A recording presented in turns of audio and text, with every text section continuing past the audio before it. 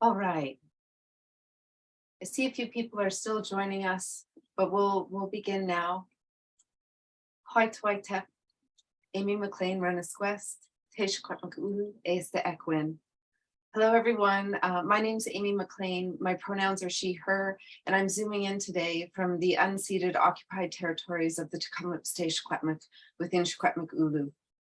These lands are also home to Region 3 chartered communities of the Métis Nation of British Columbia. I'd also like to acknowledge that SFU campuses are located on the unceded, stolen, and occupied territories of diverse Indigenous nations, including the Tsleil-Waututh, Coquitlam, Squamish, Semiahmoo, Katzie, Kwantlen, Musqueam, Kikite, and Tsawwassen nations. Now, whenever I have the honor of giving a land acknowledgement, it's my practice to connect that land acknowledgement to whatever we're actually doing in any particular gathering. And in preparing for this webinar, I found this especially challenging. And that's not because it's hard to find any connection. Any work or experiential learning opportunity that takes place or was organized from within the borders of what has come to be called Canada is situated within colonial legacies and power dynamics, is structured and shaped by the violences of colonialism and land theft, by the unceasing resilience and determined reclamations of Indigenous peoples. My struggle then was not about not being able to find something to say. It was about ensuring that I was acknowledging the land in a good way, while also recognizing that I'm not the person you need to be listening to about these things today. So while holding space for those tensions, I'm going to turn in a moment to invite today's panelists to introduce themselves. First, though, I do want to take a moment to speak about some important accessibility pieces, as well as some housekeeping items. So please note that we do have live transcript or closed captioning enabled for this webinar. At the bottom of your screen, you can select live transcript and then show subtitle. The chat is going to remain open until 10 a.m. and you're welcome to introduce yourself and locate yourself within the Indigenous territories that you may be joining us from. After that time, any questions can be submitted through the Q&A function, and those we're able to get through to will be addressed at the end of the webinar. We also have folks monitoring the chat and the Q&A box throughout the webinar, and we'll do our best to respond in a timely way. Please do note that the webinar is being recorded, and we also have someone keeping track of any resources or supports that are specifically mentioned. So we'll be sending a follow-up email with a link that to the webinar recording, as well as a list of resources to support safe and inclusive work and experiential learning opportunities. In terms of our agenda, we'll turn in just a moment now to the panelist introductions. Then we'll move to the question portion. We have 4 questions that each of the panelists is going to respond to, with some time for them to also respond to each other for each question. All right, so with no further ado, I'd like to turn it over to the panelists to introduce themselves, beginning first with Ria Chatterjee. Hello, everyone, and good morning. It's so wonderful to see you all here today. My name is Ria Chatterjee, and I'm a first-generation Bengali settler living on the stolen and unceded lands of the Semiahmoo, Katzie, Kwantlen, Wasanich, and Stalo First Nations. I'm a student and community organizer at SFU and was also the former Vice President of Equity and Sustainability at the Simon Fraser Student Society. Along this as well, I'm pursuing a degree in psychology, gender, sexuality, and women's studies, as well as counseling and human development. And I'm here today as someone involved in movement work and also accountable to those facing violence as they're on the front lines, fighting in our movements for climate justice, tuition freeze, no cops on campus, stopping TMX, justice for Palestine, labor rights, and also justice for unhoused community members. And I'm also here today in my capacity as a queer disabled student of color, these identities which have left me unfortunately vulnerable in experiential learning programs and workplaces that I have been in. And so today I hope to speak to these experiences and also center the student perspective within the dialogue that we have today.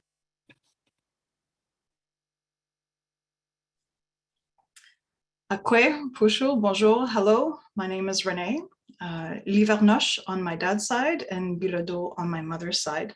I trace my roots to the Innu Nation through my mom's lineage, however, disconnected and dislocated, and also to French settlers of Trois-Rivières and Cap de Madeleine. I was born and raised, however, in the Lekwungen territories, which is found in southern Vancouver Island, also known as Victoria. It's a great privilege and an honor to live here in the Lekwungen and Wasanich territories. It's incredibly, I have a lot of gratitude to the local nations, and I do not take my responsibilities lightly. And I've been of service here. I've been a youth worker, a support caregiver. I've been a job coach. I've been an instructor teaching employability skills. And for the last 5 years, I've been at the University of Victoria as the Lenape Experiential Learning Coordinator, where I work with Indigenous students and support them in accessing all kinds of career development, networking opportunities, skills development, and post-graduation career trajectories. And so it's been a great honor and privilege to work alongside the students in terms of connecting them to opportunities that are meaningful and relevant to their area of study and their vision of what they want to do with the world. My pronouns are she, her, they, and them. I have a partner.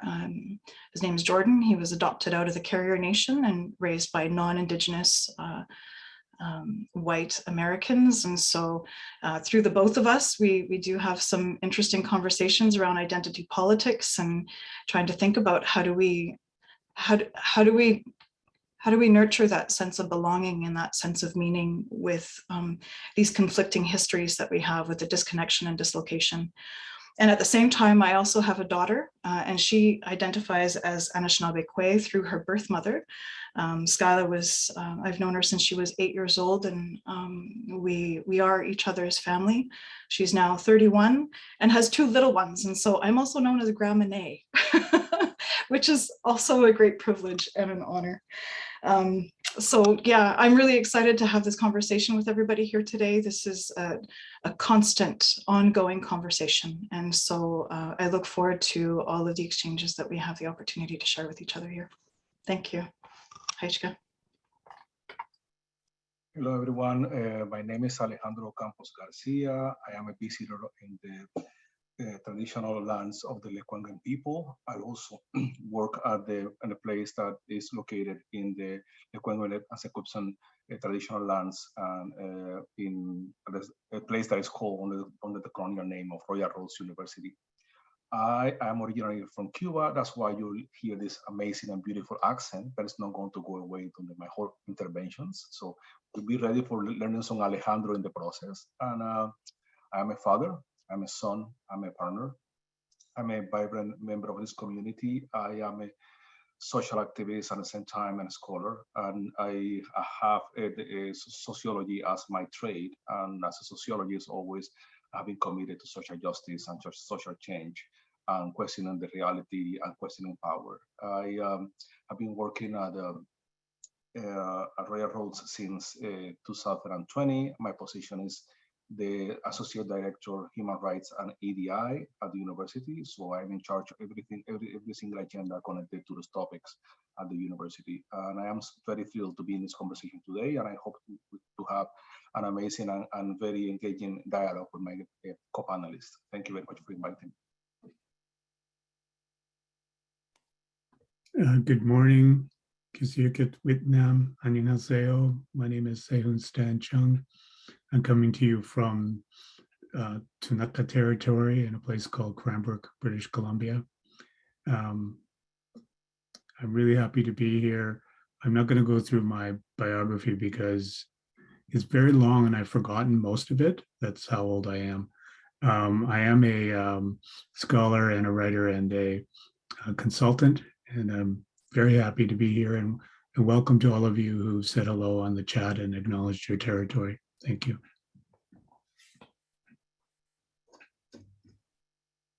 Many thanks for those introductions, and to the panelists for being here with us today. As for myself, I mentioned my name as Dr. Amy McLean. My pronouns are she, her. I'm the project manager for justice, equity, and inclusion at Work Integrated Learning at SFU, and I'm really honored to be your moderator today. As a person of mixed Dutch and British ancestry, I locate my identity within white working class migrations of indentured servants, orphans, and World War II resistance fighters.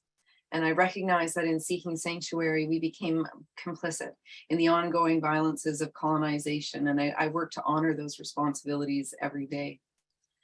As a student, I was one of those people sending too much of their student loans home to try and keep the lights on in my mom's broken down trailer.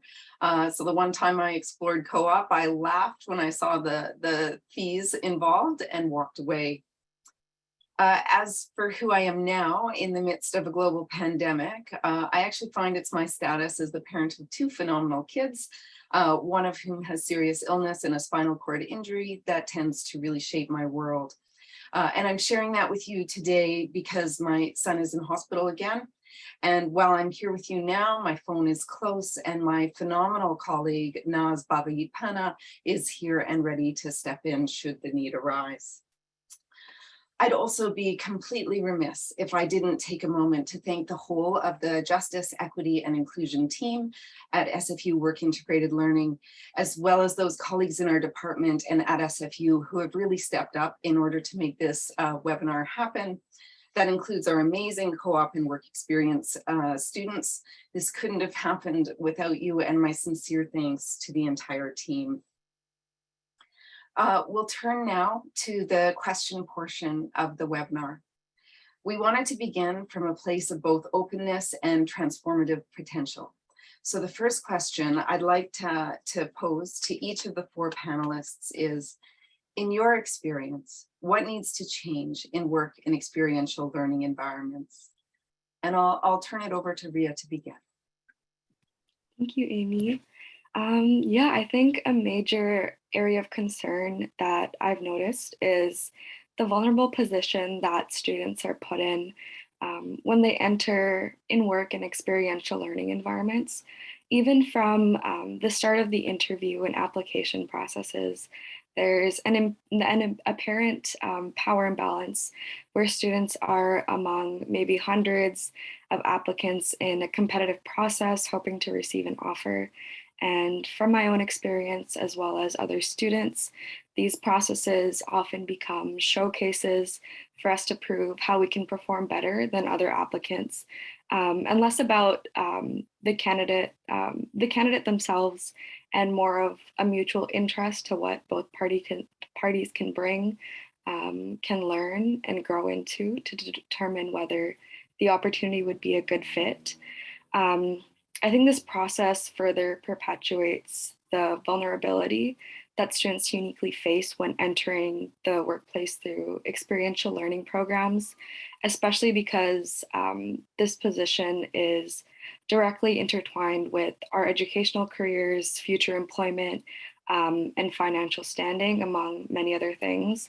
And due to this and how so much rides on our labor and the way in which we behave and interact within our workplace, it's even,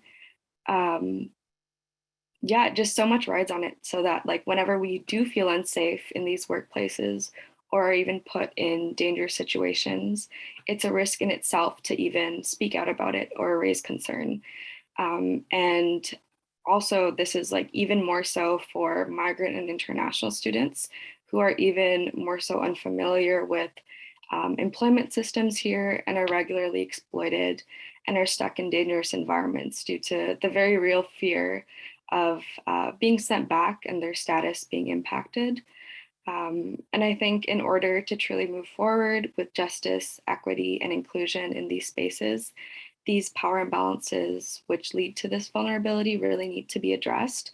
And students also need to be valued for the unique experiences, the perspectives and identities that they bring, and the labor and energy that they bring into the workplace and are giving to their employer.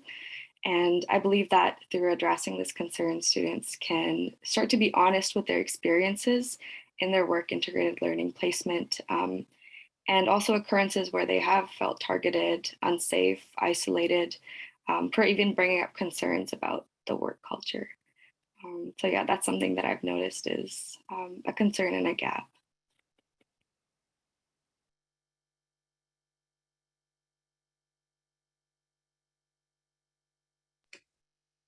Thanks, Ria. Hopefully I can build on that. The lack of safety for students won't change unless we kind of rethink and recreate new frameworks. We can not respond to the policing of our behavior as vulnerable people by trying to police the behavior of the colonizers. I think that response won't work. So the phrase that I'm going to use to talk about, and I'm going to try to use it quite a bit today, and try to contextualize what the future actually looks like and what the goal of cultural safety, of work integrated learning, of co-op education, what are the goals of, if you are interested in this space as an activist, as a practitioner, as a student, what ought to be the goal? And for me, the goal is community ownership of services. We're all participating in a service that's supposed to help learners and employers and institutions, but through this concept of community ownership of services, we can understand the essential question. If we're dealing with a strategy, a goal, a work plan, someone's curriculum, something you're supposed to do, let's ask the question, is this leading toward community ownership of services? I think that's the goal in almost all the services that we enjoy today, whether it's government or nonprofit or private. People see the value in community engagement so that we have society in all aspects of society participating in the co-creation of, the co-development of, the co-ownership of these services that are supposed to create change and to make a better world. So community ownership of services is, I think, a conceptual umbrella that's really useful in helping us understand how to create that change. Thanks.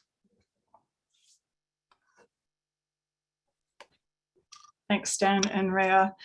I'll try to also continue connecting the dots in between these conversations here. But first, I just want to rewind a little bit and tell you what Lenongit means. So Lenongit is part of my job title. It's part of the program that I steward and take care of. And it means to paddle your canoe through a storm in order to make it safely to the other side. It's a Sinshathan word that's used by the peoples in the Wasanich territories. Basically, it means success after enduring many hardships.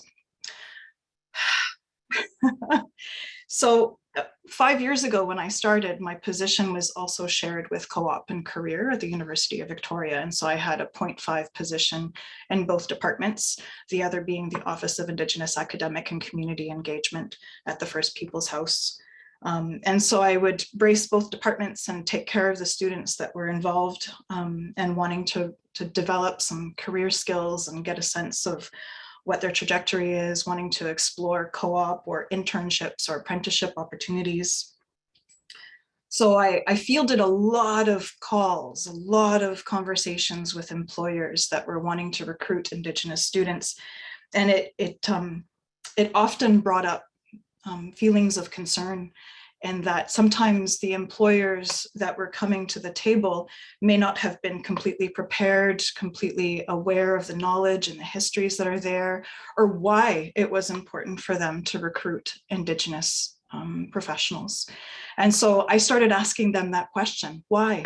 Why is it important for them? And sometimes it felt like there was information that was missing, some learning that still needed to take place. And so it kind of put me in that position to have some hard conversations with employers and to ask some challenging conversations, but it built relationships. And I was able to find key points of development where we could do better.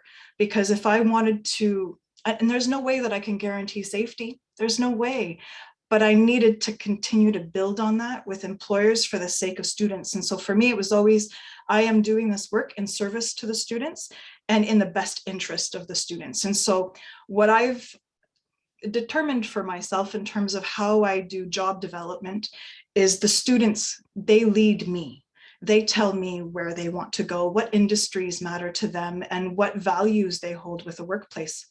So that was a lot of the work that I've been doing, is flipping that lens, and that the way that the labor market has been shifting over the last few years, there's a massive push for Indigenous professionals in multiple industries across multiple sectors, which is fantastic and awesome and terrifying all at the same time, because we don't want to put students at risk. We don't want to tokenize students. We don't want to have them feel exploited.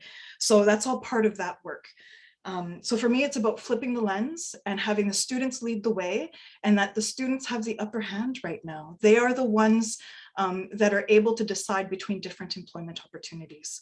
So in that way, employers need to really bring up their game, and they need to show us their dedication to equity, diversity, justice. Like, this needs to be front and center in our conversations, and it needs to be collaborative and transparent. I'll keep it at that. But thank you so much. Alejandro, over to you.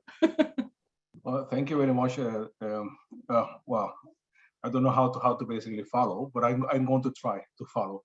And I'm going to try to follow taking into account the three positions that presented here. And I think what needs to be changed is the university as an institution, the way we consider what is work, what is labor, what is relations, what is knowledge, what is competency, what is skill, what is a community, ownership. And I think I love the point of Stan about ownership. I love that point a lot, because the idea that the university doesn't belong to us, the university belongs to some kind of, major goals and interests that we can't control. And we try to infuse these with EDI considerations, EDI lenses, EDI and human rights kind of approaches. But the very sake of the university is not the community, it's something else.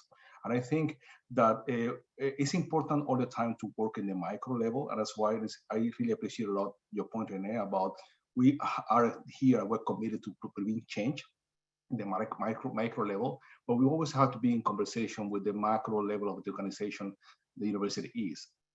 A organization that was not built on the premise of equality, inclusion, community. It was an entity built on the premise of merit, productivity, individualism, and people who were basically free from the private space. And was based on a particular understanding of knowledge that was incredibly based on Western values. So, and this old organization is still ongoing, and we're trying to challenge it. We're trying to bring new flavor. We're trying to bring new kind of a perspective. But these kind of things we're trying to bring are not going to be met without resistance and backlash. And I think we are at the time this particular tension. And I think what needs to be changed is this comprehensive understanding what the university is, what purpose it serves, and who is in charge of the university, and how even, how way of working and way of knowing and way of proving value have to be redefined deeply. And that's why I think the comments of Ria at the beginning, that's perceiving this, naming of these kind of elements, how you're going to be considered and recruited in a particular place, how you have to compete in the most kind of, sometimes hostile conditions, how you're going to be, once you are accepted, how you're going to work in certain conditions, and you're never going to be recognized in your full self and in your full kind of, complexity as a human being. And these things are the ones that have to be changed in my point of view. I'm sorry for being so vague and open and high level for that. That's why I see it.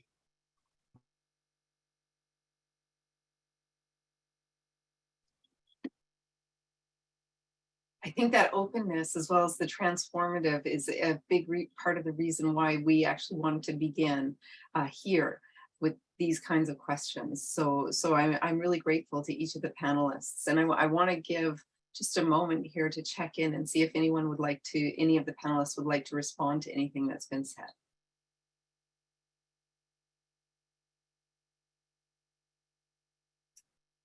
All right. Oh, Yeah, sorry. no, go right Yeah. ahead, jump in. Yeah, I wanted to jump in on the point that Alejandro brought up about the university itself and like examining these institutions and yeah, like the hold and the legacies of institutions. Just to talk about SFU in itself it's an institution named after a colonizer. It has, these institutions have are rooted in systems which have intentionally left out marginalized communities, marginalized students, and if we don't address these issues and these systems that have been put in place for decades, then when we go into these programs that we have, such as work integrated learnings, as a part of institutions such as SFU, these systems really cross over, and it also really determines and impacts how marginalized students and communities experience going through the institution and also within these programs as well. Yeah, so that was just a really important point that I thought that Alejandro raised as well. And if I could jump in, I want to circle back to Renee's words. You know, Alessandro speaks eloquently about the university as a system. The university is part of the education system. We rely on four basic systems: the education system, the healthcare system, the criminal justice system, and the social services system. And all four of those systems are colonial representations of incredible injustice and pain and suffering and death, particularly from the point of view from the indigenous lens. These four systems have created generations of trauma and hardship. So it's important to understand that if we're talking about work integrated learning or co-op education, these are systems that require a decolonized lens, as like Alessandro says, a macro lens. And part of the solution is to understand how we can achieve safety for Indigenous people now and in the future. Because right now, the healthcare system is struggling with the fact that Indigenous people are not safe. The experiences that they receive are not safe. Our prisons are filled with Indigenous men and women. Our school system pretends to do a lot of work with Indigenous students, but again, a huge struggle. Social services, another struggle where very warm-hearted, good people are continuing the perpetration of colonial violence. And that's why it's very important to understand from Alessandro's perspective, how do we stop a university? How do we reinvent a university? How do we create a new model for a world where we no longer subjugate peoples?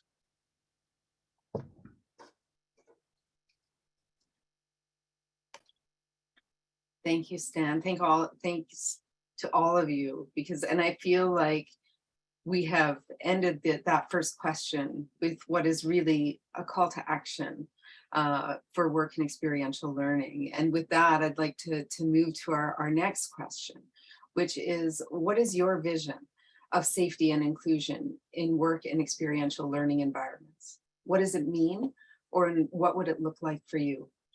And I'll turn it over first to Alejandro. Well, my vision is one that it has to bring into conversation what I call the managerial and social justice dimensions of safety and inclusion. From a managerial point of view, my vision is to create an environment in which basically everybody is included, every single voice is taken into account, the vulnerabilities of everyone is protected, everyone is respected, and everyone lives life with dignity. And in this particular case, I think the way to proceed is good policies, good social arrangements, institutional arrangements, good support in human resources and budget, and basically any kind of system of supports in place. But in social justice kind of approach, I'm more cynical, because something that Renee mentioned before, and she said, we try to provide safety, but we don't know we're going to be able to provide the safety people need. And I think in a world we're living in right now, in a world that is defined by a very entrenched structure of power, the idea to think that we're going to build safety and inclusion in organizations is, to a certain extent, a novel lie. Novel lie because it's good in intentions, but we know we're not going to achieve such a thing. And I think my vision always is trying to build something that creates a bridge between these two realities. How I can just do and implement change and bring the change we need in the micro level, knowing all the time that the ultimate goal is to really have a conversation on the macro level that is so entrenched on power relationships. And I think whatever change we're going to establish and whatever reality we're going to create in organizations and safety we're going to provide in organizations, always going to be curtailed and challenged by these macro relationships and macro structures. Because the safety, even the ones we're trying to build an organization are going to fail for many different reasons. But the macro structure we live in late capitalism, in patriarchal societies, in Western-centric societies, in ableist societies, in heteronormative societies that are totally we are immersed in, are going to be forming how organizations can perform regarding provision of safety and inclusion. For me, the vision has to all the time have the particular conversation, so we can have expectations are realistic, and at a certain extent, we never lose from our side what is the real goal. That is a macro change in society. That's what my take on this.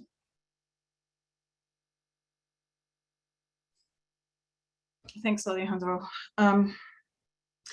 I feel like the last few years, especially since the Truth and Reconciliation Commission calls to action, it has really galvanized multiple industries and sectors to decolonize, to indigenize, to engage with reconciliation, and sometimes those words become just hot button words, and we lose the sense of what they really mean and what they really how they should really be impacting our relationships. And so I think that this is an ongoing conversation. It's not a box that we get to tick. It's not an aesthetic that we get to say, oh, hey, look at us, look at this picture, because this is ongoing work that is never ending. There is no magic silver bullet. There is no one formula. It is an ongoing practice of humility. It is an ongoing practice of collaboration, of respect, meaningfulness, relevance. It has to, like we talked, like Stan mentioned earlier about community ownership. This really has to dig deeper, and it has to be part of a grassroots, bottom-up kind of approach, as opposed to this governing kind of top-down opportunities. We need to reshape ourselves in a way that we're reweaving the tapestry of how we actually relate to each other, so that we can celebrate all of our rights, all of our decisions together, and be able to do the hard work that it's going to take to do that. And I think that industries, employers, we might need to think about a workers' rights revolution, where all of the whole self of the individual is being recognized as a productive, valuable member of the workforce, of society, which means that we need to unpack what that looks like when we really think about, the emotional, the spiritual, the physical, the mental, though making sure that all of those pieces are in place for your workforce so that they can feel as productive as possible. And I think, when we carve out, parts of ourselves and we separate out what really is the lifeblood of our function, then we slowly start to be sapped dry. And that's where we lose the workforce. That's where there is little retention, there's little advancement for employees. So I think that, to create that sense of belonging, that sense of purpose, that sense of commitment and cohesion, we need to really think about how are we taking care of the whole self? How is your employer able to recognize that cultural days are perhaps something that we need to instrument as part of, just as much as sick days and family days, that we need to also be engaged in a civic way or in a spiritual, cultural way, and that it infuses all of what we can do professionally. and this is also, you know, some difficult stuff as we disrupt that status quo. And this is some hard work. So we have to think about, you know, bringing in some good feelings and coming at it with a good mind, and to be really compassionate. There's a Lekwungen word here, lumlit, and it is about taking care of the other person's heart and making sure that we're taking care of each other as we do this hard work. So I think that for me, as we look at safety and inclusion, is really looking at our whole self-worth together as we do this hard work, and to not take any shortcuts. This work will take the time that it takes, and it is ongoing. Thank you. Oh, yeah, thank you, Alejandro and Renee. Yeah, just to build off of that, I've written a couple of things down, but my vision for safety and inclusion is where there is a mutual interest in the safety and inclusion of the employee as it relates not just to their productivity, but what they are entitled to as a human being, as someone who is multifaceted, as someone who needs their spiritual, emotional, physical, mental health, everything taken care of them. And that's something that is completely ignored, disregarded, even seen as weak, something that is not seen as valuable within the workforce as an employee as well. But yeah, I think that's something that we really need to work on, especially as students who are especially vulnerable in these situations and are often taken advantage of.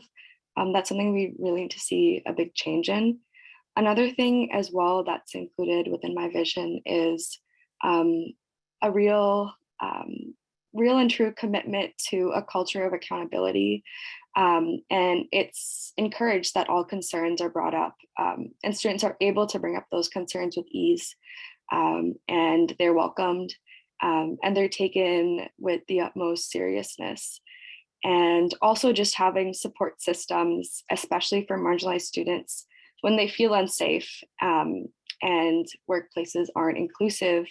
And this isn't just like a list of counseling resources, but a process in which their working condition will change, and that there is that their position that they're in will be taken seriously and also addressed as well.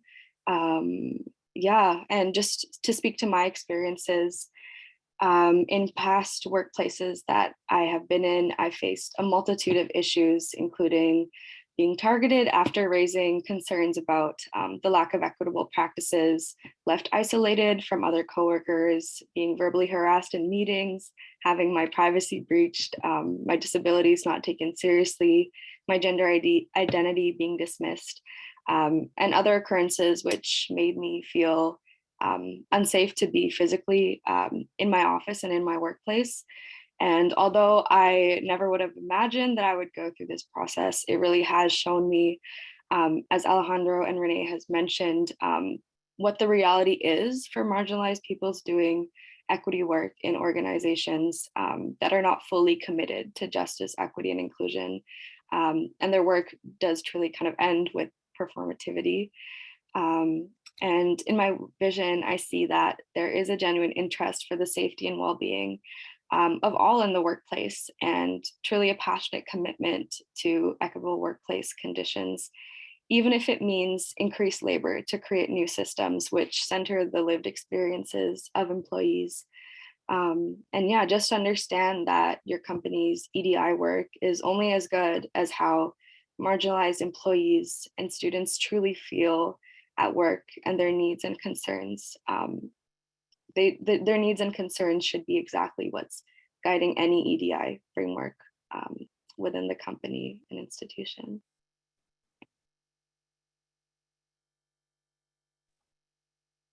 Thanks, Priya, and I'm very sorry about all the troubles that you've had in your life. I'm a few years older than you. I've had some trouble too, and it's the kind of trouble that damaged me in terms of my relationship with myself. And I hope that others don't have to follow the same journey as I have followed as a person of color who walked to the ladder of vice president academic and research at 2 institutions as an associate professor, but still never belonged and still continue to reify colonial structures with style.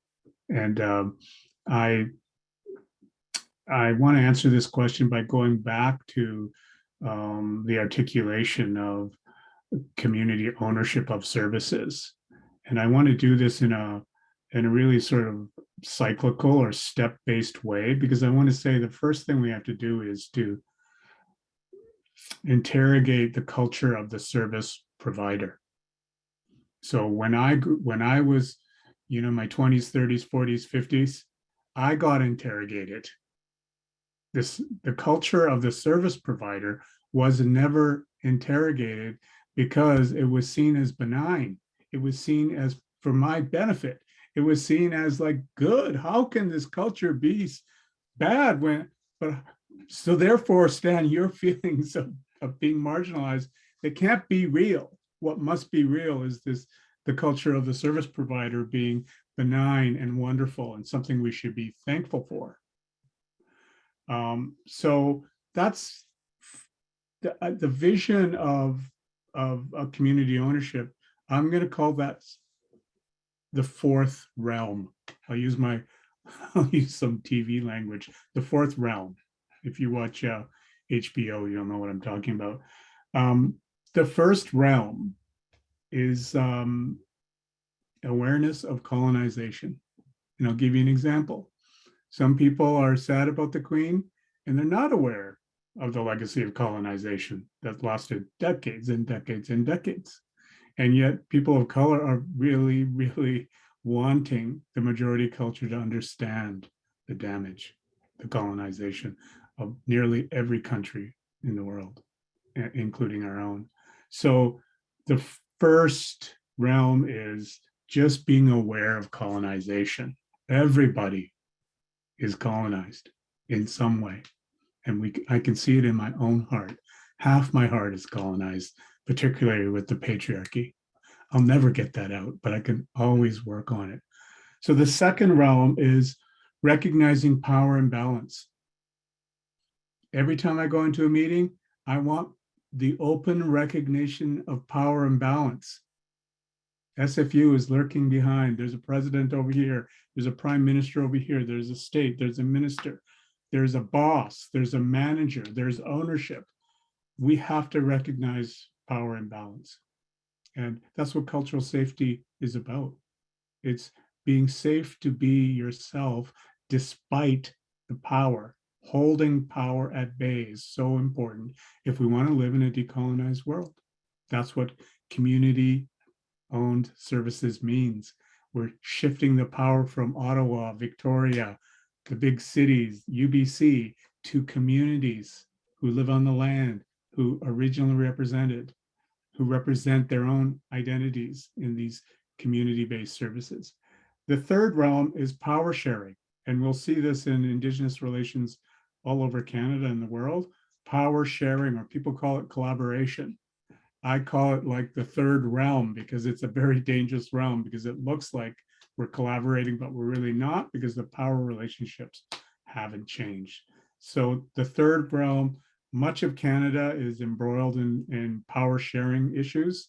If you ask SFU, for example, because there are lovely hosts, what's the power sharing look like with community? You're gonna have some tricky, you're gonna have some stressed out administrators trying to understand that question. You're gonna get the same answer if you talk to a politician or any type of manager or leader. You just go to the average small business and you ask, is there real power sharing with the employees? And you're just going to get laughter, right? What's power sharing? I'm the boss. I can dictate everything. I don't even have to say it or write it down. I can do it with a glance. And we all know, as people of color, the power of that glance to keep us in line, to make us quiet, to make us say it's not worth the trouble. So that's the third realm. And the fourth realm is this community ownership piece where we have a different world, and the world that we've all been talking about, where we get to have a say in our own education. We get to have a say in our own healthcare. we get to have a say in our own so-called justice system. We get to have a say in social services. That's the world that I'm looking forward to.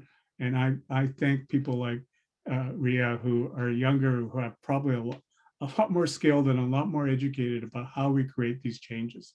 Because at my age, all I can do is tell you that this is what it's looked like for me. We have to go through these steps. We have to understand colonization. We have to go through the power sharing step, and then we have to set ourselves free with community-owned services. Thanks. Thanks to all of you. These are such important conversations, and I know that a piece that folks will be particularly interested is moving towards action. So with that in mind, I'd like to ask the question, what's one thing that you think it's crucial for folks who are interested in fostering safe and inclusive work and or experiential learning opportunities to understand about the current social, institutional, or employment and labor contexts in which they're being offered? I'll hand it over to Renee. Thanks for that. And thanks, Dan, for the 4 realms. That reassures me in a way that there's that macro level master plan of sorts in terms of moving through all of these difficult nuances. Because I think, you know, it feels like a strange time where I feel like industries are engaged in something like labor correction, let's say, or what we've known previously as affirmative action, where we're trying to reframe the workforce so that it reflects a diverse population. However, there's a lot of onus that's being placed on those folks that identify as being part of a spectrum of diversity and whatever identity they hold. There's a lot of pressure that's being added to those new employees, new professionals that are being added to a workforce to carry the burden of that work, to carry the burden of decolonizing, to carry the burden of conducting the events, coordinating the events, reaching out to those communities, being that public relations specialist. You know, there's all of these roles that are emerging that are specifically, you know, created in order to be held with folks that identify as being marginalized. And that work becomes very exhausting. And so what happens is that the majority of us are in these personal yet professional roles where we have to bring forward our personal lived experience in a way that is on display for everybody to see. It becomes very vulnerable. We become targeted. We become questioned in our own personal story, our own personal identities. Which requires a lot of bravery and courage for all of us to put that work out every day. And so that's a lot of emotional labor. We talk a lot about that, and that there is massive lack of cultural safety, and that our personal networks, our personal relationships, our personal story is being used as part of this professional development. So I think that we need to just be conscious of what we're asking of each other, and to recognize that we need to do this all together, collaboratively. It can't just land on the shoulder of that one role. We need to make sure that there are multiple roles, multiple identities that hold that work in their hands, so that it is being taken care of in a good way. So that, because, you know, when we talk about occupational health and safety, psychological wellness, emotional wellness, spiritual wellness needs to be prioritized just as much as physical wellness. Because in the work that we do, a lot of it is digging into our own emotional and mental health in a way that, you know, we've never had to do that before. And in fact, you know, like a lot of these hiring practices previously, you know, it was, you know, we never asked. It was illegal to ask about each other's ethnicity and religion and languages, you know, like, but now we're asking each other to self-locate and to really put ourselves out there, because we're trying to make sure that the labor correction that we're engaged in is reflective of the population of the people that we work for, work with. So we're in a very dangerous territory. And so we need to really dig deep and make sure that we're all coming at this with humility, And I think that, you know, and leveling that power dynamic, like what Stan is talking about, and we really need to eliminate those hierarchies so that we all see each other as humans, that we're all part of this hard work. So I think, you know, when we go back to like things like Kirkness and Barnhart talking about First Nations requirement, the 4 R's that in higher education in terms of respect, responsibility, reciprocity, and relevance, those are key points that we need to keep moving forward with. So thank you. Yeah, excellent, Renee. And yeah, and I love everything everybody's saying because it's very in the same kind of, you know, I would say system of values and mindset. For me, the most important thing to take into account is try to understand what organizations, what society you are living in, and try to understand how these organizations, societies have certain kind of elements, traits that are in permanent tension with the idea of safety and inclusion. I think by having that kind of, you know, level of awareness, you are going to know what to expect and how whenever you're going to try to advance safety and inclusion, you're going to have some kind of backlash, or you're going to have some kind of, you know, trend to co-opt and to silence in different ways, sometimes by adopting the rhetoric of inclusiveness and safety, but not basically complementing this with real actions and real will to change. So try to understand in what sense, you know, the university as particular space is going to a certain extent produce unsafe environments in many ways. You know, and any organization is based on the presumption of high productivity, scarcity of resource, rewarding of merit in a particular limited way. People disattached from their life and relations in order to become recognized by their own productivity.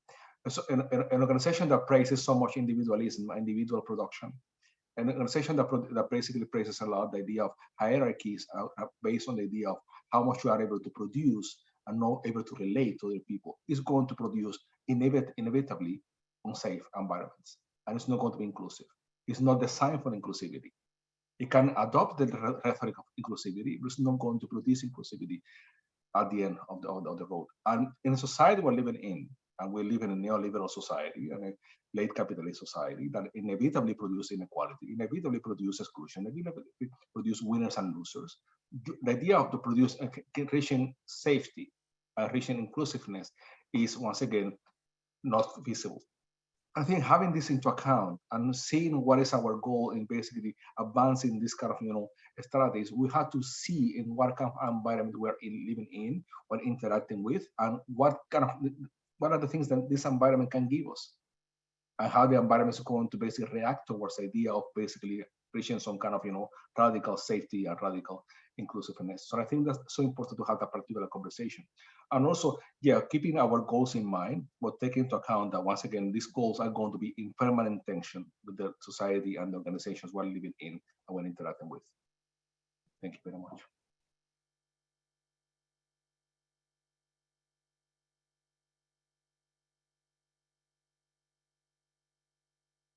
Is it me?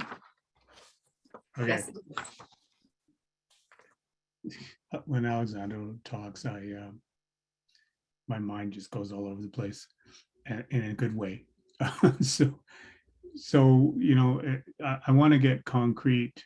If you're looking for safe workplaces, you need policy, and without policy, it's just trust me, and there are too many people being harmed at this very minute to be able to trust policies that are actually fear-inducing.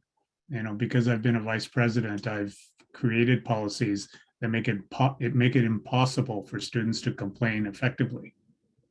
I admit it. And when I go to other organizations, the complaint policy is the thing that you don't want to do, because you're going to get ripped apart if you complain. You might lose your job if you're an employee. You might get kicked out of the place if you're a student. You might not get a future job if you don't play the game. And my entire life, I've asked people to play the game. Well, I'm pretty sick of that advice, because playing the game doesn't work. We have to create policy that creates cultural safety. And I'll give you one way to do that. And I'll give you one word, and that's the word is co-creation. So policy must be co-created, particularly by those who are the victims of bad cultural safety policies. You have to be a part of creating that policy. You have to own it. You have to be in charge of that policy. Most institutional and employee policies are about the governance of the authorities so that they can have the response that they would like. Co-creation is a radical word in education everywhere. That is, how about I get a say in my own experience? How about I get a say in my own work integrated learning? How about I get a say in how you assess and grade and judge my performance?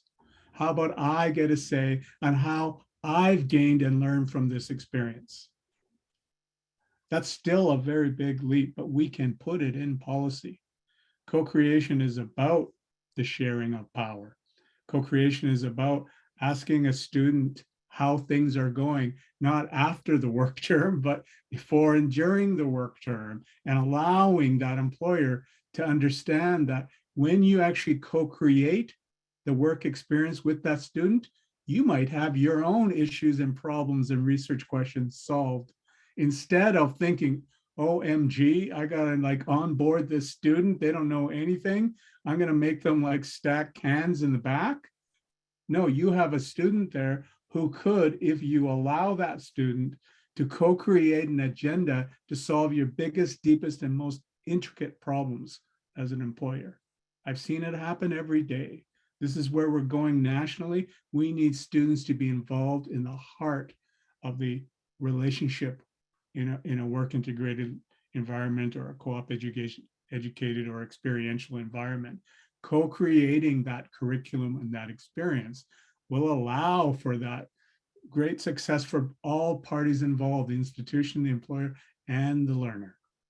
If we can put that into policy, not in a negative way, not this is what happens when things go wrong, which the way most policies go, but creating a policy that, yes, we have to co-create the experience and co-assess it and make it better so that the employer, the institution, and the learner says, wow, that was a great experience. I got to be a part of changing my own community. I got to bring services to my community that challenged this employer, challenged me, and we all are in a better place. Thank you. Oh, yeah, thank you, Stan. Yeah, exactly what you touched on with the importance of policy and these processes which center marginalized communities and marginalized students being put in stone and being put in a way where institutions, organizations can be held accountable. I know I've seen this at SFU specifically. The past few years, there has been kind of a resurgence of a strong student activism, radical student activism on campus, and students demanding to be involved within within processes, within hiring processes of like student services director roles, demanding to have safe spaces on campus for Black and Indigenous students, demanding to have demanding for the university to divest from fossil fuels, and many like historic wins. And this has only happened with students being in the center of these decisions and these processes. And I think that it's crucial for those from, I guess, from the work integrated learning perspective, those who are interested in fostering these safe and inclusive spaces, to recognize the danger of performativity and just the pervasiveness in which it currently exists among most social, institutional, and employment contexts. And as we've seen in the past few years, as Renee has also mentioned, there has been a growing movement of EDI departments, public statements from institutions, and commitments in workplaces, which, as Stan mentioned, they're not in policy, but they're still commitments. And these are happening without it being backed by true structural changes to systems which in the first place have excluded marginalized communities. And yeah, just to reiterate that this work isn't just about addressing microaggressions and everyday behavior that marginalized people's face in the workplace, but it's about the systems that are in place and the systems which are at play that are not centered in our safety or in our inclusion, which is just the fact. And it's only until these systems are addressed through policy that we can truly follow through with these commitments. And I think what's also important as well in this process is that these processes need to be centered in care, in love, in joy, in relation, and also in community and in respect for the labor and the time and the energy that marginalized peoples are putting into these processes to further equity and anti-oppression work. Otherwise, we also do fall into colonial processes and the extraction from marginalized peoples in order to aid within an agenda or even within any commitment or rhetoric that an organization wants to follow in. And it's important that we don't fall into that extraction and really center the people who are helping to further create an environment of safety and inclusion. Thank you so much for that, Ria. And I just want to invite Renee in here. Awesome. Thanks, Amy. I just wanted to go back to Stan's point about co-creation because I use co-creation in the classroom. I teach the Lenanget preparation seminar, and it's a seminar style setting. We do circle teaching that way. The students teach me just as much as I teach them, and we work collaboratively together to make sure that they have a solid experience in experiential learning. And we learn to think about how we can balance the best of both worlds. Here we are in a Western colonial institution as Indigenous learners, and we need to balance the best of those worldviews, ways of being and doing. Some things aren't reconcilable. Some things we can't actually agree upon because those ideologies conflict and confront. And so that's where change needs to happen. And in that process, we get to explore all of that. And one of the assignments that we do during the semester is the students do a career skills workshop, and they prepare to engage in a mock interview clinic. And historically, you know, the way that we do the mock interview clinic is that the employers come in, they interview the students, they give the students a bunch of feedback and say what they need to improve upon in their application process during the interview. But what I've discovered is that there's this great little magic moment where the student also gives the employer feedback. And so this is where I empower the student to think about, what does the job description look like, feel like, sound like? What about that job description could be more open, more collaborative? How could it include you? What is it about your vision that you'd like to tell this employer? And then we think about, you know, like, how did the interview come across? How are those standard questions sounding now? Could we shift questions? Could questions all of a sudden be more relevant, more meaningful, more purposeful? So it's been interesting. And the feedback I've been getting is that the interview process feels very stagnant, performative, canned in a box. And then when they get to the feedback portion, that's when they really get to know each other. There's this really beautiful magic that starts to happen where they become humans and they start to think about what could be better. And how do we relate to each other? And what about the work that we're doing here with Indigenous recruitment? It feels awkward, right? How could we shift it? How could we make it better? How could we make it more human, more inclusive of all the different ways that we want to demonstrate ourselves in a proud way, without having airs or arrogance or performance style kind of exchanges. But yeah, I just wanted to throw that out there, that in a way, the action of the mock interview clinic needs to shift. We need to be able to give feedback to all of us, because we're all learning to figure out how to do this. So yeah, I just wanted to throw that in. Thanks. Thank you so much, Renee. And I think that's actually a perfect segue to our final question for the panelists here today. and that is, what concrete actionable strategies or advice for creating safe and inclusive work and experiential learning environments would you really like to highlight today?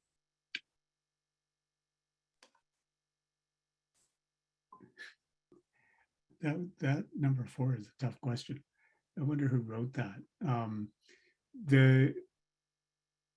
Here's the advice I'd give on if you're working in EDI, if you're an activist, if you want organizational change, you're an employee, there's tremendous fear in actually sticking your hand up and saying something. There's tremendous fear for me because I might get angry, and second, I might get emotional. 3, I might get hurt in a way that will take me like weeks to recover from. This is why I don't do these panels unless Amy is asking, because there's emotion involved, and as a culture, we don't really love emotion. So what I've done is perfected the art of asking a really good question without making a statement. Having a really good question is how we survive in EDI spaces. So I'll give you, if those of you who are working in EDI, here's my question. Who makes the decision on what is culturally safe learning? Who makes the decision on what is culturally safe learning? The reason I ask that is it's usually some white guy in the C-suite, in the executive suite. He makes the decision. He gets to determine whether or not your emotions, your experience are valid according to the organization. So if that happens, then you know, well, what is this organization going to do to validate the experiences of the folks that you purport to care about so much? Who makes the decision is a really important way to begin a question, because really at the heart of it is the question of governance. This is why Indigenous communities focus on governance when working with allies or with government. Who is going to make the decision is a powerful question. And often government goes, oh, we're going to collaborate, but the minister gets the final say. Well, now you know. We don't really have co-creation. We don't really have collaboration. We don't really have partnership if the top office gets to make the decision about your experience. That can't be the case in a decolonized organization. So that's my advice. If you want an actionable strategy, learn to ask good questions that don't break your heart. Don't put yourself out there, protect your heart, and ask the question that probes the governance regime of colonial structures. And it's up to them to figure out how they're going to respond to those questions. It's not up to us to bleed anymore or to suffer anymore. We can ask the good questions, and those with the hearts aligned and the minds aligned in the right way are going to give us the self-determined answer. We have to co-create. We have to share. We must have community ownership over services. Thanks. Yeah, thank you, Stan. Yeah, that really, I know from my experiences as well, that really hit home hard, like us being in these positions and yeah, bleeding our hearts dry, trying to make these spaces safer for other marginalized folks, but in turn, us being put in dangerous situations. But some concrete and actionable advice that I would give is setting up support systems for marginalized students with clear chains of accountability, where employees can seek support and escalate complaints as appropriate, and having that process be extremely thorough, extremely clear, and also transparent in who will be overseeing, who will be dealing with the complaints at each and every process, and who has the authority at each step of the way, especially the one who is at the top overseeing everything. And also, it's important to have independent or non-affiliated kind of third parties where students can bring up their concerns in a way which there is the option for anonymity and assuring confidentiality, but also simultaneously to create a culture where these calls for accountability are appreciated and seen as necessary to creating a safe and inclusive environment, and will not in any way impact the student standing. Yeah, and so with this as well, I think it's important to also have regular and mandatory equity and anti-oppression trainings for all staff, but of course it being optional for marginalized folks to partake in, and also with these trainings and processes, centering marginalized folks, their experience, and how these sessions can be traumatic for us. And just having these training sessions for all staff, admin, employers, where workplace dynamics and occurrences can be dissected. And all of this can't happen just with an EDI department. And all this work can't be put on to marginalized folks who are in these EDI departments and don't have support systems in place. But this culture needs to be reflected across all processes and aspects of the workplace and in all levels of policy. And all of this as well must be transparent and also be able to be held accountable as well.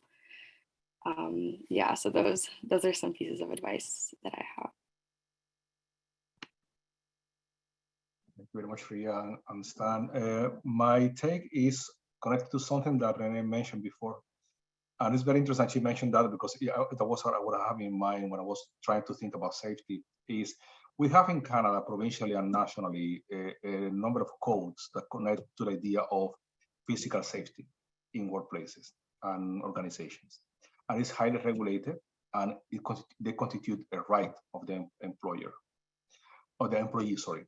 And these are only conceived for the sake of physical safety or hazard connected to health. But that same kind of mindset, that kind of same approach is not connected to other aspects of safety. And one thing that I think would be lovely to push forward and to really organize around is the idea of the right to safety from an inclusiveness and equity point of view.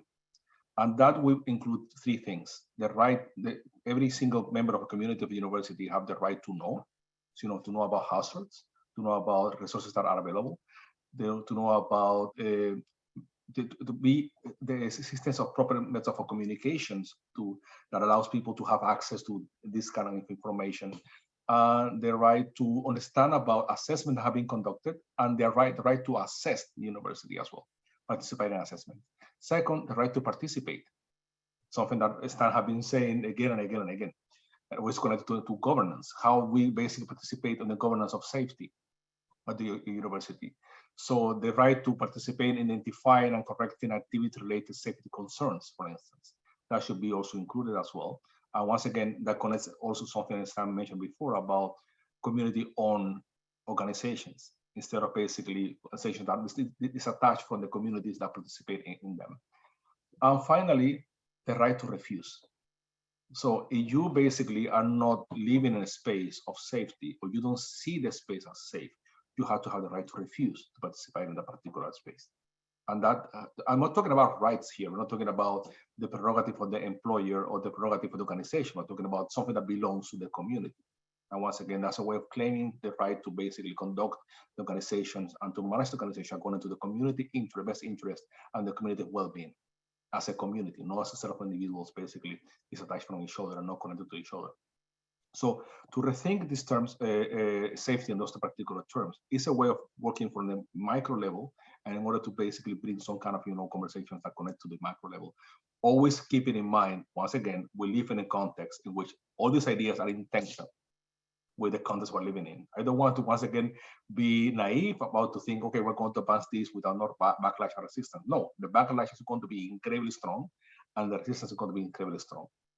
Because basically the system that is in place doesn't want to keep away, doesn't want to basically fade away. So these things are going to challenge the system in itself. We don't live in a society which community owns things.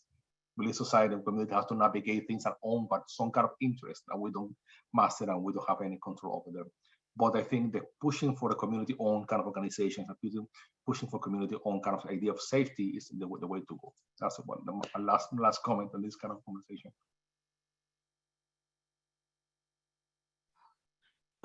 Wow, thank you so much, everybody. I really appreciate the wealth of knowledge and lived experience that we have here on this panel. I'm deeply humbled by all your thoughts, and they reflect and refract, and there's a whole bunch of thoughts that I want to go into and to dive deeper, but we're limited for time. So, but thank you. You inspire me, and I'm really driven by everything that you've shared with us today. Something that I've been working on with some colleagues at the University of Victoria, amongst others across the province, is the Indigenous Work Integrated Learning Resource Hub. I'm briefly going to share my screen with you so you can see what I'm talking about. And I know that we've got some awesome folks that are going to be linking those websites in the chat for you. So I'm just going to share a little bit about it. And I'm going to be brief, but I'm also encouraging you to go take a look and take the time to dig deep and to think about what strategies and actions you can take based on the resources that are illustrated here. So basically, the Indigenous Work Integrated Learning Resource Hub was funded by the Ministry of Advanced Education and Skills Training in partnership with BC WIL Council and 6 post-secondary institutions across BC. It was to develop resources to support Indigenous student access, retention, and success in WIL programs. Here we have some good folks in the different universities, the partners: UBC, Langara College, Okanagan College, SFU, Thompson Rivers, Kwantlen Polytechnic. Karima Ramji, the Associate Director of International Indigenous Initiatives and Strategies at the University of Victoria, was the lead on the project. Myself and a graduate Indigenous co-op student, Juliana Nielsen, is the principal author of all of these resources. And it was a labor of love with a lot of blood, sweat, and tears in this work. Here we have some of the project contributors. We had the Advisory Council also at the University of Victoria with Indigenous professionals, faculty, staff, and elders, students as well. Now, it was, of course, these resources here, they serve as useful tools for WIL program developers, practitioners to assist in relationship building with employers and students, or as helpful springboards for internal program development. Some of the resources are directly relevant for student use, while others are created specifically for employers recruiting Indigenous people. So basically, the resources fall into these different categories here: self-identifying on a job application, tokenism, partnership and representation, program accessibility, and responding to the TRC's calls to action. This is a living, breathing resource hub, and so we're looking at other institutions, collaborators, organizations to give us resources that they'd like to contribute and see on the hub themselves. But basically, we've created this platform here that we can use and work with, and I encourage all of you to take a look at this and to dive in and to see how it's relevant to you in your practice. Self-locating is it's a personal and voluntary process. This resource helps students with really thinking about whether or not that's something that they want to do for a job application.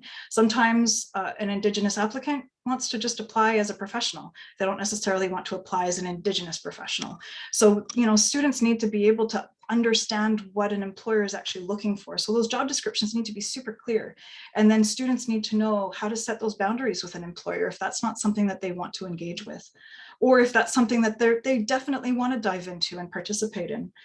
So take a look at that for that info sheet. Addressing tokenism, is avoiding the extractive or exploitative kind of processes that a lot of industries are doing with BIPOC folks. And so making sure that we're respectful of those relationships. And then, of course, partnerships, representation, a whole bunch of other, we've got some storytelling, we got campus cousins for creating identity spaces amongst institutions. We've got some videos here to help uplift what that means and what that looks like. Points of accessibility, so looking at removing barriers from Indigenous students to be able to access work integrated learning opportunities. the calls to action, what is relevant in terms of the workforce and how we are providing educational opportunities and how we're focused on moving forward that agenda. And then we have the video collection that we've just uploaded. So we have, like I mentioned, the Lenongut Campus Cousins video, career coaching. We've got a couple of examples of career coaches working with Indigenous students, talking about self-identifying for an employment opportunity, navigating the fear and the intimidation of potential tokenism. And then we have an employer example, Coastal Restoration Society, demonstrating to us how they are responding to the calls to action. And then we also have a case study for a co-op, an Indigenous co-op student, and what happens to them and how we problem solve that, perhaps from a co-op coordinator's perspective. Specifically, in terms of the tokenism and the work that we could be doing together here, I'll just quickly mention that the questions here about your workplace and intercultural training, questions about hiring and retention. These are questions that were formulated by students in the Native Student Union at the University of Victoria. It was refined over time with the help of the folks at the First Peoples House. And these are questions that as WIL practitioners and employers that we need to think about how we're answering these questions so that we don't need to have the burden of this work left to the students, because it's quite intimidating to ask questions like, before you hire, do you have a clear sense of why your organization is seeking to hire Indigenous applicants? Or what work have you done as a supervisor or as an organization to decolonize your workplace culture? This might feel confrontational for a student to ask. Or the work of reconciliation, diversity, inclusion, and anti-racism needs to be championed by non-Indigenous leadership in an organization. Who is your workplace's non-Indigenous leader executive who leads this work? These kinds of questions allow us to have those conversations with employers with a good heart and a good mind, so that we're actually looking forward at creating these safe kind of workplace opportunities for Indigenous professionals and other BIPOC folks, because these questions are transferable. Originally, this was called decolonizing and indigenizing your hiring process, but it's become a really important place for us to have these conversations. So I know I'm over time, so I'll cut it there, but thank you so much. And I'm really quite happy with this conversation. Thank you for inviting us here today. Oh, thank you, Renee. And that's such an incredible resource for folks to be able to draw on a continued ongoing basis. Like you, I am just so incredibly inspired by these conversations. I have pages of sloppy notes written out in front of me with questions I would love to use my moderator's privilege to ask, but I would like to take the moment to actually turn to an audience question that we have, and that is, in what ways would you like work integrated learning programs? And here I would say any program involved in work or experiential education to prepare students to identify unacceptable behaviors in experiential engagement opportunities before they start, and what to do when they run into it during these. And I'll just copy this to the panelists so you can all read it as well.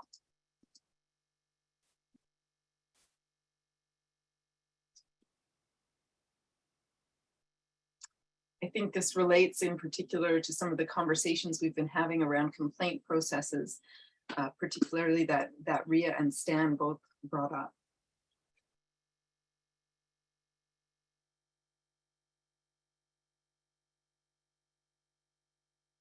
I'll briefly mention one of the resources that we have. Well, when we were building the resources, we did a survey across post-secondary institutions in BC, and we asked the question, what are you doing to measure and enhance employers' commitment to the TRC's calls to action?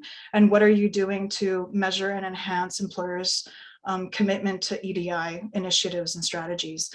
And nobody's doing it. There are no institutions that are doing that work. And so in terms of how do we identify it before the work term, there's no vetting. There's no way to vet employers. These are long-term relationships that we have, and we like to take care of employers.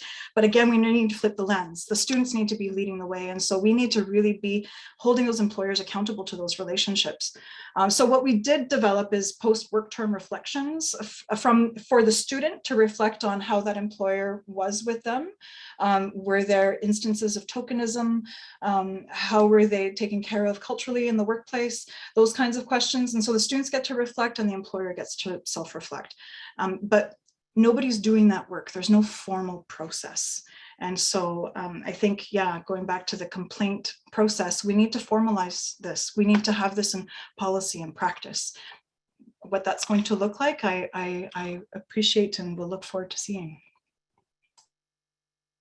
Yeah, to quickly add on to that as well, I think as Renee showed those resources as well, just maybe having within, I know there are like co-op trainings and stuff that students have to go through before going into their placement, but having trainings and sessions where students know their rights as an employee, and also behaviors such as tokenism, exploitation, so students are empowered to know what their rights are and what is unacceptable, especially when a lot of these behaviors have become normalized within workplaces. So I think that's an important aspect to bring in, to know when they're unsafe, that it is valid and that it is unacceptable. I have a question for the panelists about tokenism. Do you know about any institution that is certain extent has a policy about that, has a system of complaint for that in particular? Because I don't know any. Okay. No, just to be sure that I was not so behind anybody else. Okay.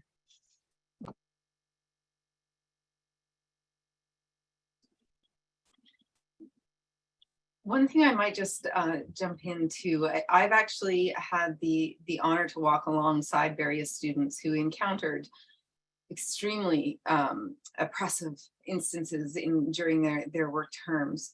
And I, for myself, might flip the question a little bit to how do we prepare work integrated learning or experiential education programs to be prepared to respond to when these instances happen.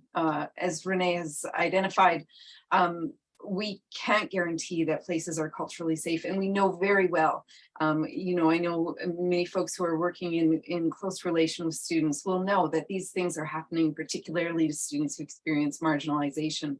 So actually building in those policies, those procedures, and those processes within our own programs, anticipating that and doing that work in advance, that will create the safety that allows students to come forward and report, and ideally for us to meaningfully respond, would be something that I'd like to highlight. One thing is when you have a complaint mechanism, is a reactive approach. It's when basically it's after the fact of being, you know, living in a situation of unsafety or being basically harmed by other members of the community. So it is a reactive kind of mechanism, a reactive channel. Whatever proactive strategy that the universities are going to have to be focused on two things: allowing people to learn their rights within the organizations and what they can expect within the organizations, and training people who are in the organization about their duties regarding, you know, safety environments, positive relationships and engagement. So the community has to be literate about these kind of things, both in rights and duties. And the complaint mechanism is only an after fact or after the event kind of, you know, mechanism that exists in case there is a failure in the system in controlling and providing the proper training to people to behave properly. That's the way it tends to work in universities and in organizations in general. That's my, yeah, that's what I want to say about this. Thank you, everyone. I recognize that we're at time. I could stay in dialogue and just listen to each of you panelists for far longer, but thank you for taking the time to allow us to learn from and with you today. And our gratitude to all of those also who took the time to join us. Thank you very much. Please look forward to our email with some resources as well as the recording for today's panel.